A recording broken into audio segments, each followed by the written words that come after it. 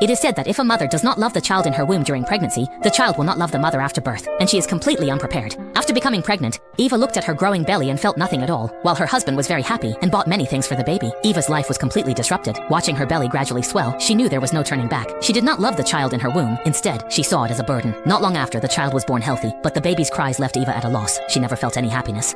No matter what she did, little Kevin cried day and night, as if they were old enemies. Eva was tormented by the constant crying, unable to bear it. For a moment of peace, she pushed Kevin's stroller to the construction site. Only when the child finally slept did she get a brief respite. At this moment, her husband came home, ignoring her objections, and insisted on picking up the baby. He thought soothing a baby was simple. Just hold and rock him. Watching the baby's reaction, Eva couldn't understand. Was this child only making things difficult for her? Although successful in her career, Eva resigned at her husband's suggestion to spend more time with the child. Becoming a full-time mom, and in order for Kevin to have more fun, they moved to a villa in the countryside. There, Kevin got along perfectly with his father, while Eva was left to tidy up the large house all by herself. She decorated the rooms with mementos from places she had visited. But in the blink of an eye, Kevin used a water gun filled with fuel to destroy her hard work, and even deliberately soiled his pants to make Eva angry. She picked Kevin up and threw him into a corner, not expecting that she would end up breaking her son's arm. Eva was terrified. If her son told the truth, she would be facing legal consequences. Unexpectedly, Kevin neither cried nor made a fuss. Instead, he gave a strange, unsettling smile. Eva felt deeply uneasy. After the doctor brought her son out, he told her that her son was very brave. When they got home, Kevin told his father that he had broken his arm by accident, and that it had nothing to do with his mother. Eva didn't feel relieved at all. Instead, she became more and more afraid of her son. Kevin now had something to hold over Eva. Whenever she didn't do as he wished, he would touch the scar on his arm as a reminder, hinting that Eva had to obey him.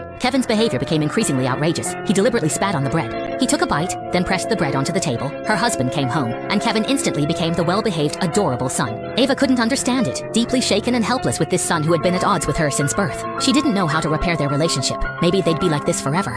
Unexpectedly, Eva became pregnant with a second child. Her husband no longer cherished her, instead blaming her for keeping it from him. Having raised one child, Eva now knew how to care for and love this new daughter about to arrive.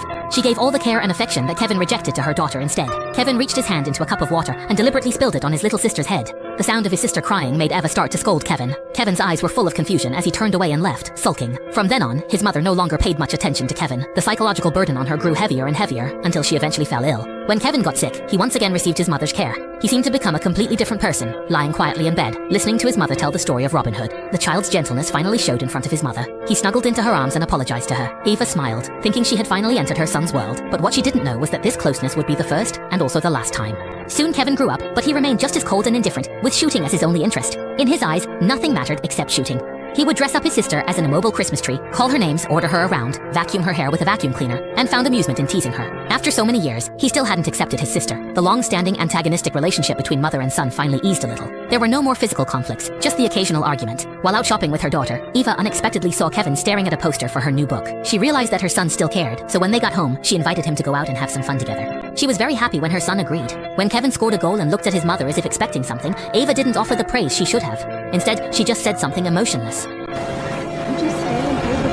She turned and left with the flag, and Kevin lost all interest. He threw down his club and followed his mother. The two of them went home, changed clothes, and got ready to eat. But Kevin deliberately ate the whole roast chicken. He didn't refuse to go to the restaurant with Eva, but then he didn't eat anything at all, just kept fiddling with the bread in his hands. Eva tried to ask Kevin about school, but Kevin just brushed her off with the same old excuses.